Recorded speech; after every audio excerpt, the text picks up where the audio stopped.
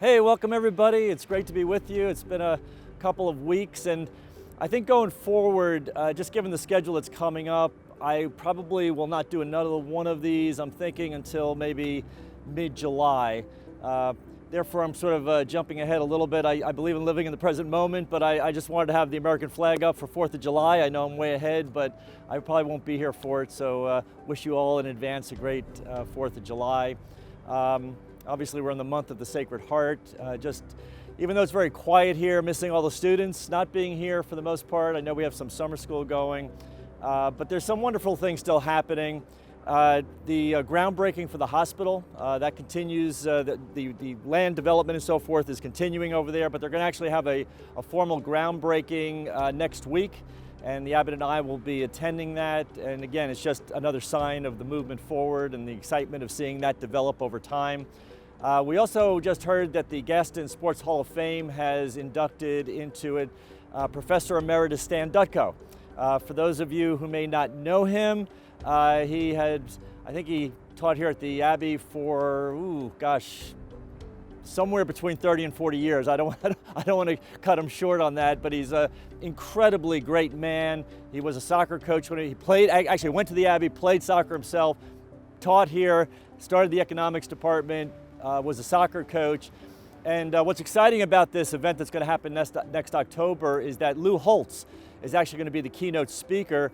And after the event, he's actually going to come here to Belmont Abbey College to speak to our community, which is, again, really exciting. If you haven't heard Coach Holt speak before, he's a tremendous, inspiring speaker. And so I think you'll really enjoy that, and we'll have more details about that as we get closer to it. Scola, which is a summer program that we have, it's sort of a precursor to the Honors College. It's a great books type of experience. We are at capacity. We have, I think, 70 students in it, and there's a waiting list. I don't think we can take any more than 70 at this point. But that's really exciting to see the growth in that program. We have a summer program called Jumpstart, which is an opportunity for students, especially those coming in, if they want to get a little ahead by taking a course before the official fall semester starts, they can do so. I think we're already over 70 students doing that as well. Enrollment in general has just taken off. It's been remarkable.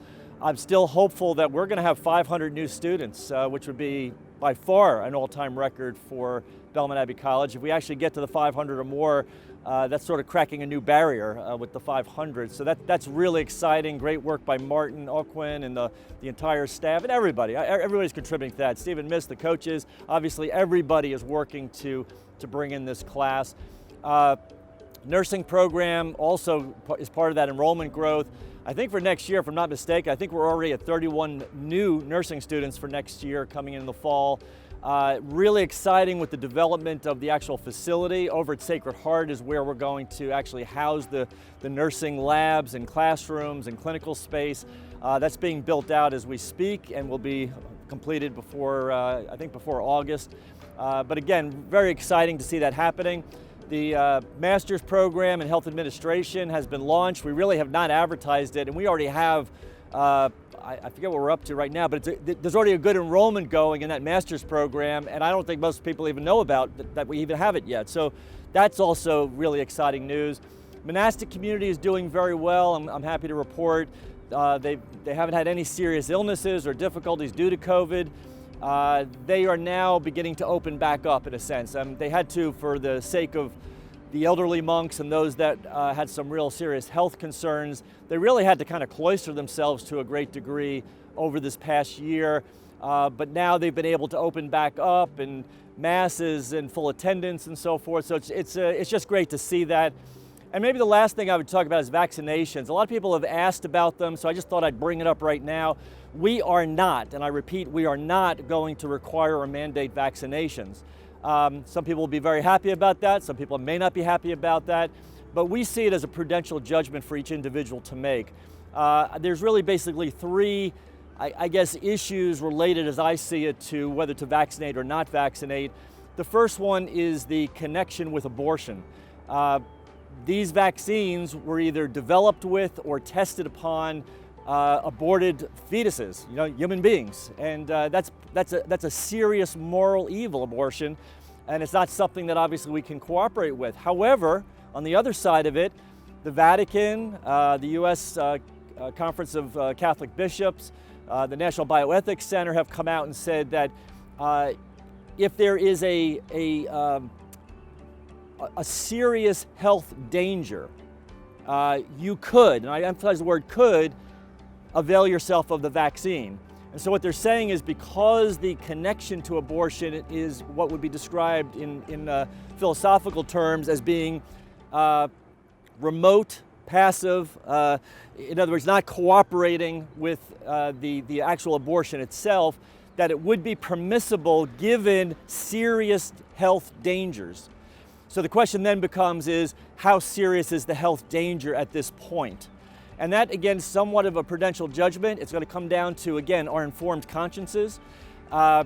What's very difficult, as we all know in today's world, is to find out what is actually true, what is objectively true. Not what is a half-truth, not what is a politicized truth, not what is a relative truth, but what is objectively true.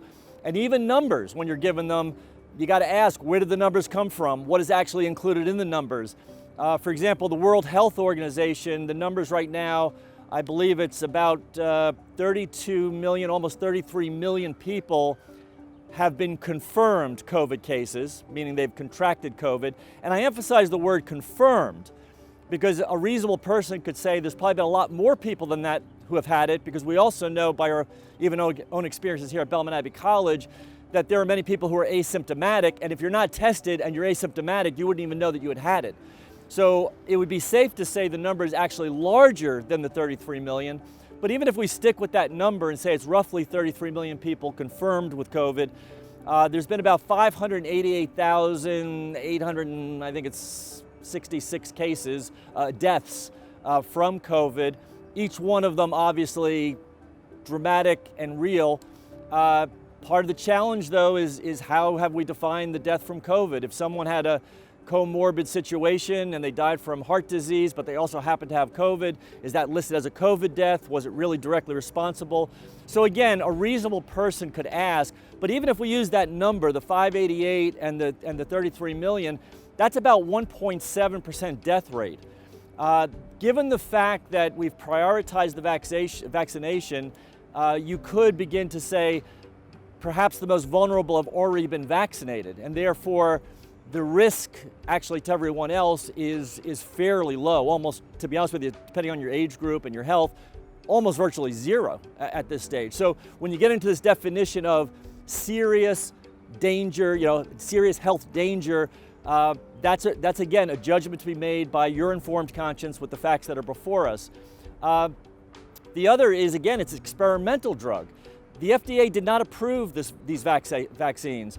As we all know, what they did is they gave an emergency use authorization. Understandably so, by the way. But again, it's not been tested in the normal way that a vaccine would have been tested, where we would have had more like 4 or 5 years of seeing the outcomes of utilizing the vaccines.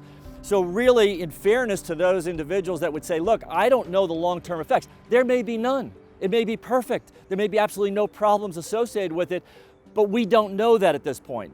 So a reasonable person could, in their conscience and with their discernment, say, I don't want to take that chance, especially if the likelihood of me getting it is almost zero, which is probably kind of like the third point to this, is the necessity.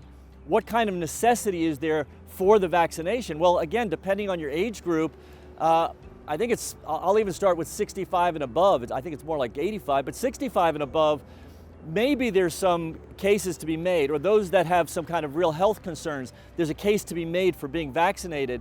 But for those that have literally, a fraction of 1% of a chance of any kind of serious outcome, it wouldn't be unreasonable to ask, why would I take this? Now, the argument on the other side would be, well, we want to do it for the safety of others, but as I said before, those most vulnerable have already been prioritized in the vaccination process. So most of them have already been vaccinated and therefore should be safe from the COVID virus.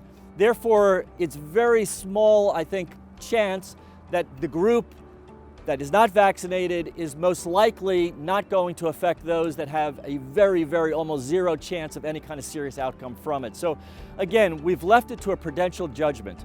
I don't think it's right that there's this, in a way, consolidation of power into the hands of a very few people to dictate to everyone else.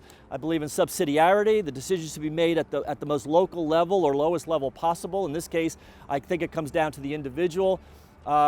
Again, the Vatican, the US bishops, the National Bioethics Center all agree that this is a prudential decision to be made based on your informed conscience as to whether to be vaccinated or not, and therefore we are not going to require it, and we leave it to you. So if someone felt the necessity to get vaccinated, I can understand that, and that's fine. If someone says to me, look, I just can't do this based on my conscience and what my reason tells me, that's fine too. So that's where we are. Those that aren't vaccinated can still be prudent and careful in terms of their interaction with people. But other than that, that's where we are. So I just wanted to give you that. I know it's a lengthy explanation, but I wanted to give you some insight into what are we thinking about vaccinations, where are we coming out. So this fall, we will not be requiring or mandating vaccination. So I hope that's clear enough. I'll probably be sending something else out in the summer to maybe even further explain that to you, but I wanted to give you a heads up now in case you had some questions about it. So again, I probably won't get to talk to you for a while. I'm thinking maybe more like mid-July. So I hope you enjoy the rest of your summer, whether you're taking classes, you're working, or getting a little time away. I hope you get a little bit of time away. I'll look forward to seeing you back on campus sometime soon. So until then, take care and God bless.